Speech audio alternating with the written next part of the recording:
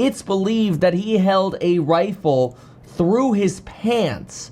Now you can kind of see this thickness there in his pants, and essentially that the barrel of the gun went all the way down towards his shoe here.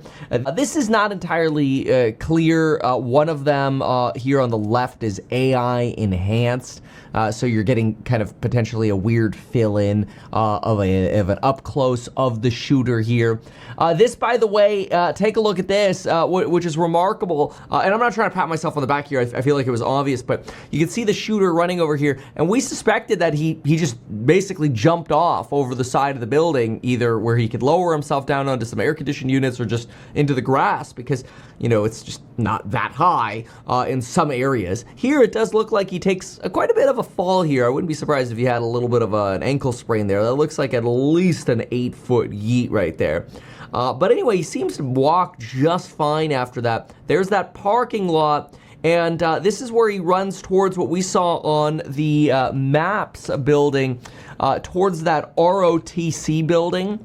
Because remember, at the University of Utah Valley, what they talked about is that this individual, after the shooting, ran into a wooded area.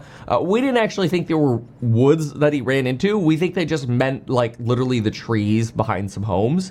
And it appears, if you look at, again, the area here, and I just help orient you for a moment. Here's the diamond. This is where the Charlie Kirk tent was. Here's our trajectory towards the roof. Remember, in case you don't already remember, this roof, very, very easy to access, either through this grass patch right here, where you could literally walk onto the roof.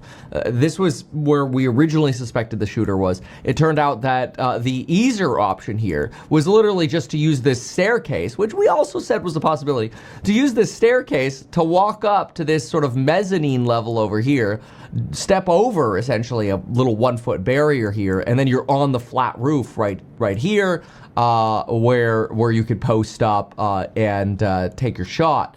Which would give you a perfect sort of line of sight here. But anyway, what we see in the video is the suspect then run behind the building here, and essentially appear in this area where he then lowers himself. So let's go ahead and get another little angle here. There you go. This is where the suspect then lowers himself and is able to run into, again, what the FBI had first called a wooded area.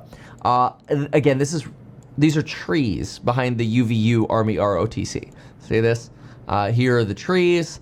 And the reason we suspect this is because we have camera footage from these homes right here showing the suspect not only walking down the street, which I already showed you, but then after the shooting, running through this wooded area in this direction here, which then brings you to the neighborhood.